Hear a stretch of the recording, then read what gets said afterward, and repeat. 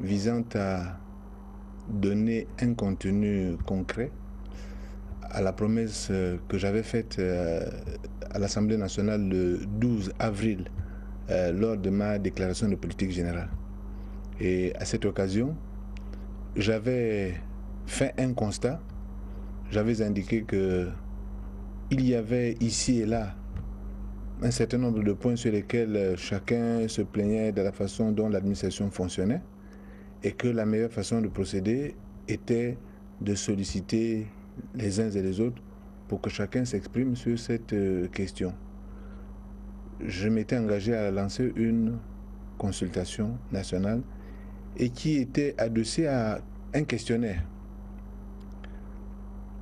À mon grand étonnement, le questionnaire est sorti à un moment où le chef de l'État lui-même faisait une visite en France. Et on a voulu prêter à mon initiative un contenu qui reflétait ou qui aurait reflété des discussions qui se seraient tenues à Paris et qui auraient été la conséquence d'injonctions que la partie française aurait faites à la provenance. J'ai donc jugé utile, pour vous en rappeler, de retirer mon initiative. On est sorti de là. La partie de l'opposition qui souhaite cette conférence nationale a continué elle-même à alimenter son idée, ayant perdu le support qu'elle voulait trouver dans mon initiative. Ma position est très simple. Je crois qu'il faut savoir être bon joueur. Et bon joueur, c'est de continuer à appliquer les règles du jeu pendant un match. Ce n'est pas parce que l'adversaire a marqué un point qu'on va changer les règles du jeu pendant le match. Et moi, je me pose la question. Aujourd'hui, on demande une conférence nationale au motif que l'élection ne s'est pas bien passée en 2009 et que depuis là, on continue à contester. Mais si le président Omar Bongo n'était pas mort, la question de la conférence nationale se poserait-elle? En clair, est-ce qu'on ne pose pas la question parce qu'on a perdu une élection? Si c'est ça le jeu, alors ce n'est pas jouable parce que dans ces conditions, c'est la porte ouverte à l'instabilité complète. Parce que chaque fois que quelqu'un ne sera pas d'accord avec un résultat, il dira moi aussi je demande une conférence, on recommence. Et je rappelle que j'ai été candidat aux élections en 2006, que j'ai perdu d'une façon assez bizarre.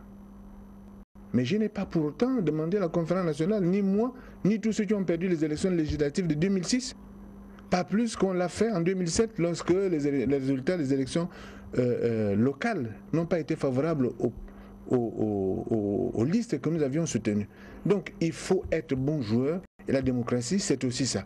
Nous sommes à l'intérieur d'un match qui se joue sur 7 ans, on finit le match. Si on a quelque chose à remettre en cause, on le mettra en cause plus tard. Pour l'instant on termine la partie. Voilà comment moi je vois les choses. Et donc ce n'est pas la peine d'embrouiller les gens parce que on n'a pas été satisfait à un moment donné et donc maintenant on décide qu'on va changer les règles du jeu. Mais quand les autres ont accepté ces règles un peu plus tôt, ça convenait à ces gens-là. Pourquoi ils ne les ont pas remises en cause à ce moment-là?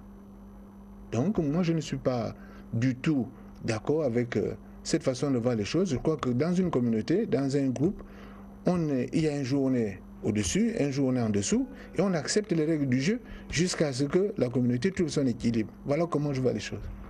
Monsieur le Premier ministre, pour l'instant, ce qui préoccupe votre gouvernement, c'est le développement du pays, l'accélération des chantiers que vous avez initiés.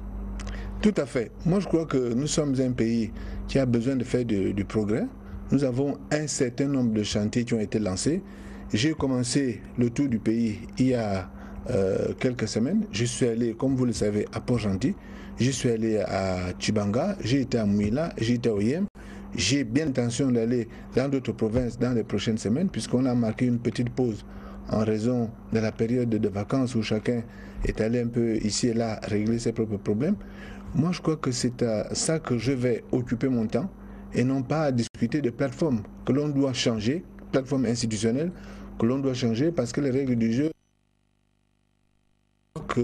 on n'a pas gain de cause.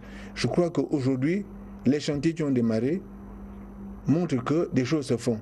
Mais elles ne se font pas forcément à la vitesse qui conviendrait. Elles ne se font pas forcément dans la totalité de l'étendue qui conviendrait. C'est pour ça qu'il faut regarder ces chantiers et continuer à concentrer les forces sur ces chantiers et non pas se perdre dans des conjectures et des discussions qui n'en finissent pas et qui finalement ne font avancer personne. Monsieur le Premier ministre, le 15 août dernier, on a assisté à des violences politiques au quartier Cocotier à la suite de la manifestation manquée à la demande des membres de l'ex-Union nationale.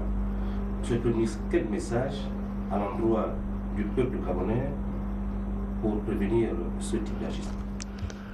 Mais si, avant de lancer un message, je voudrais d'abord relever un ou deux points et constater avec regret qu'il s'est agi d'une manœuvre que je ne vais pas qualifier.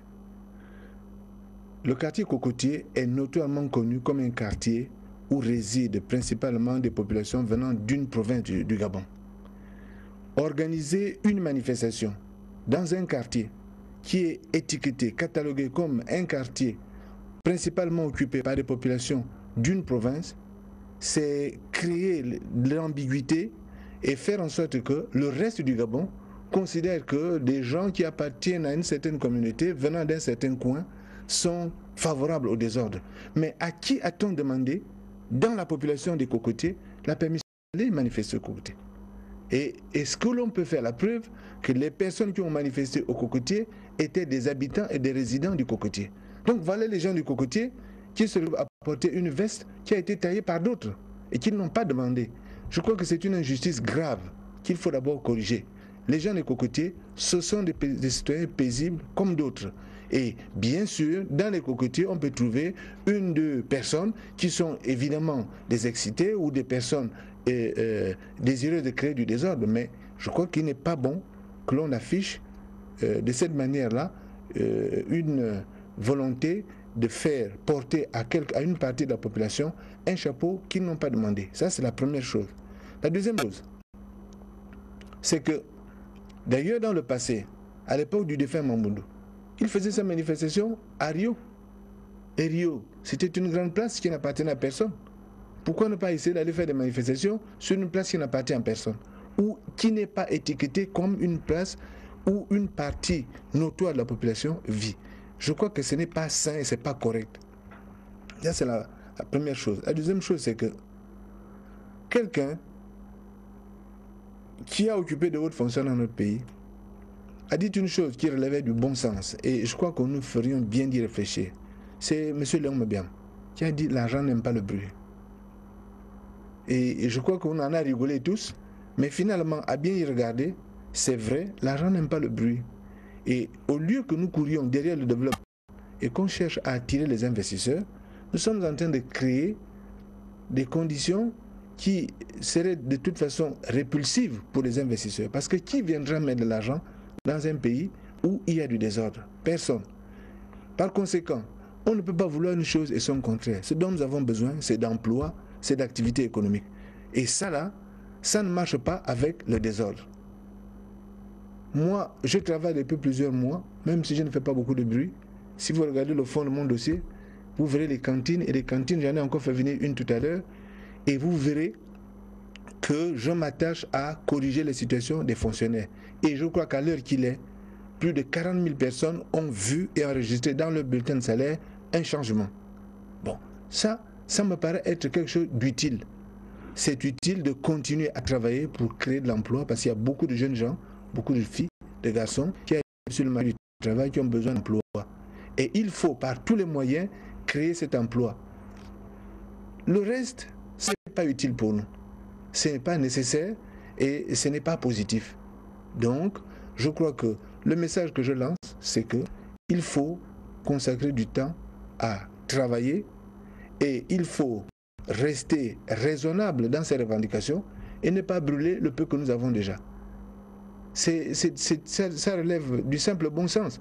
On ne peut pas à la fois vouloir et puis le peu que l'on a, le détruire. Ça n'a pas de sens. Donc moi j'invite les uns et les autres à la raison et finalement à conserver le mieux possible ce qu'on a déjà, de façon que nous puissions accroître ces choses-là par les investissements futurs que nous ferons. C'est ça qui permettra au pays de progresser, c'est ça qui permettra à chacun de vivre un peu mieux demain. Le reste n'est pas raisonnable. Voilà mon message.